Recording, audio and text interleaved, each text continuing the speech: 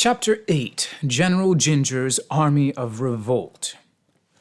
Tip was so anxious to rejoin his man Jack and the Sawhorse that he walked a full half the distance to the Emerald City without stopping to rest. Then he discovered that he was hungry, and the crackers and cheese he had provided for the journey had all been eaten. While wondering what he should do in this emergency, he came upon a girl sitting by the roadside. She wore a costume that struck the boy as being remarkably brilliant, her silken waist being of emerald green, and her skirt of 4 distinct colors: blue in the front, yellow on the left side, red on the back, and purple on the right side. Fastening the waist in front were 4 buttons, the top one blue, the next yellow, a third red, and the last purple. The splendor of this dress was almost barbaric. Tip was fully justified in staring at the gown for some moments before his eyes were attracted by the pretty face above it. Yes, the face was pretty enough, he decided, but it wore an expression of discontent coupled to a shade of defiance or audacity. While the boy stared, the girl looked upon him calmly. A lunch basket stood beside her, and she held a dainty sandwich in one hand and a hard-boiled egg in the other, eating with an evident appetite that aroused Tip's sympathy. He was just about to ask a share of the luncheon when the girl stood up and brushed the crumbs from her lap. "There," said she, "it is time for me to go. Carry that basket for me, and help yourself to its contents if you are hungry." Tip seized the basket eagerly and began to eat, following for a time the strange girl without bothering to ask questions. She walked along before him with swift strides, and there was about her an air of decision and importance that led him to suspect she was some great personage. Finally, when he had satisfied his hunger, he ran up beside her and tried to keep pace with her swift footsteps, a very difficult feat, for she was much taller than he and evidently in a hurry. "Thank you very much for the sandwiches," said Tip as he trotted along. "May I ask your name?" "I am General Jinjur," was the brief reply. "Oh," said the boy, surprised. "What sort of general?" "I command the army of Revolt in this war," answered the general with unnecessary sharpness. "Oh," he again exclaimed, "I didn't know there was a war." "You were not supposed to know it," she returned, "for we have kept it a secret, and considering that our army is composed entirely of girls," she added with some pride, "it is surely a remarkable thing that our revolt is not yet discovered." "It is indeed," acknowledged Tip, "but where is your army?" "About a mile from here," said General Jinjur. "The forces have assembled from all parts of the land of Oz at my express command, for this is the day we are to conquer His Majesty the Scarecrow and wrest from him the throne. The army of Revolt only awaits my coming to march upon the Emerald City." "Well," declared Tip, drawing a long breath, "this is certainly a surprising thing.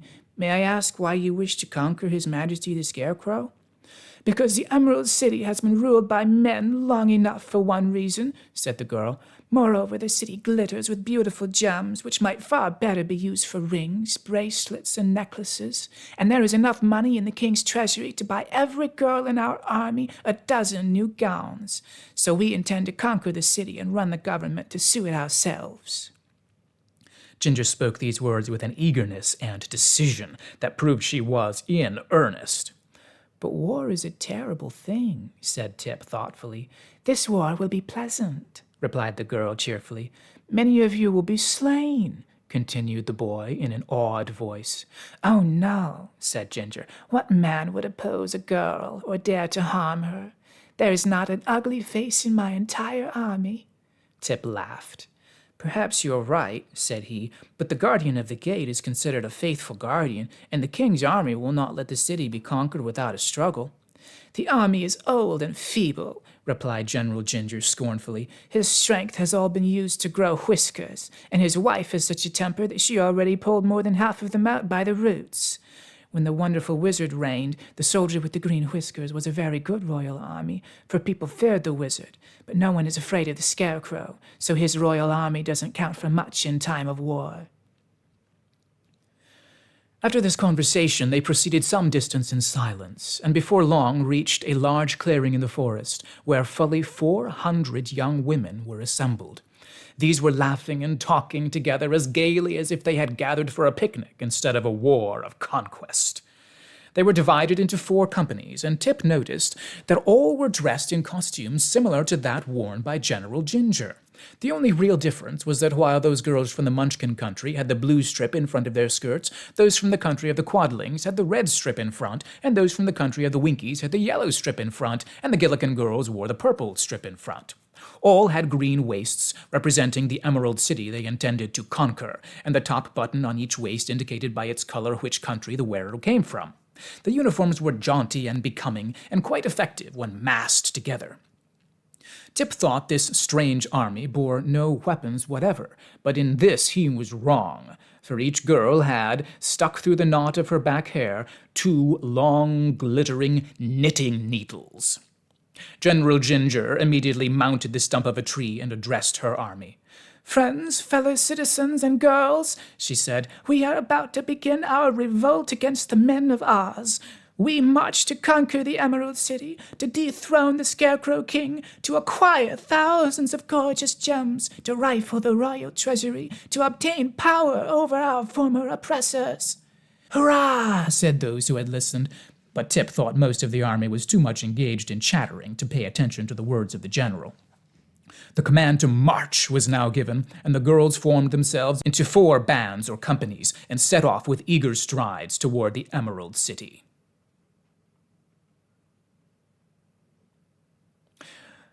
The boy followed after them, carrying several baskets and wraps and packages which various members of the Army of Revolt had placed in his care. It was not long before they came to the green granite walls of the city and halted before the gateway. The guardian of the gate at once came out and looked at them curiously, as if a circus had come to town.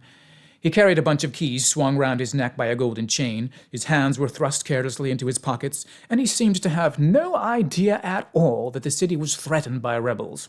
Speaking pleasantly to the girls, he said, "Good morning, my dears. What can I do for you?" "Surrender instantly," answered General Jinjur, standing before him and frowning as terribly as her pretty face would allow her to.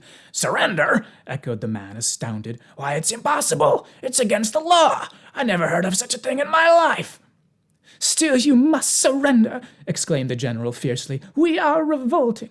"You don't look it," said the guardian, gazing from one to another admiringly. "But we are," cried Jinjur, stamping her foot impatiently, "and we mean to conquer the Emerald City." "Good gracious," returned the surprised guardian of the gates. "What a nonsensical idea. Go home to your mothers, my good girls, and milk the cows and bake the bread. Don't you know it's a dangerous thing to conquer a city?" "We are not afraid," responded the general, and she looked so determined that it made the guardian uneasy. So he rang the bell for the soldier with the green whiskers, and the next minute was sorry he had done so, for immediately he was surrounded by a crowd of girls who drew the knitting needles from their hair and began jabbing them at the guardian with the sharp points dangerously near his fat cheeks and blinking eyes. The poor man howled loudly for mercy and made no resistance when Jinjur drew the bunch of keys from around his neck. Followed by her army, the general now rushed to the gateway, where she was confronted by the Royal Army of Oz, which was the other name for the soldier with the green whiskers. "Halt!" he cried, and pointed his long gun full in the face of the leader. Some of the girls screamed and ran back, but General Jinjur bravely stood her ground and said reproachfully, "Why, how now? Would you shoot a poor, defenseless girl?" "No," replied the soldier, "for my gun isn't loaded." "Not loaded?" "No, for fear of accidents, and I've forgotten where I hid the powder and shot to load it with. But if you'll wait a short time, I'll try to hunt them up." "Don't trouble yourself," said Jinjur cheerfully. Then she turned to her army and cried, "Girls, his gun isn't loaded." "Hooray!" shrieked the rebels, delighted at this good news, and they proceeded to rush upon the soldier with the green whiskers in such a crowd that it was a wonder they didn't stick the knitting needles into one another. But the Royal Army of Oz was too much afraid of women to meet the onslaught. He simply turned about and ran with all his might through the gate and toward the royal palace, while General Jinjur and her mob flocked into the unprotected city. In this way was the Emerald City captured without a drop of blood being spilled.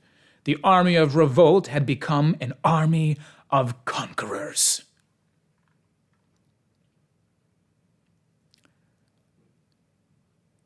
Oh dear, and there they all go on their way with their knitting needles. Oh dear, poor Scarecrow, poor Scarecrow, he doesn't know what's coming. He just doesn't know what's coming.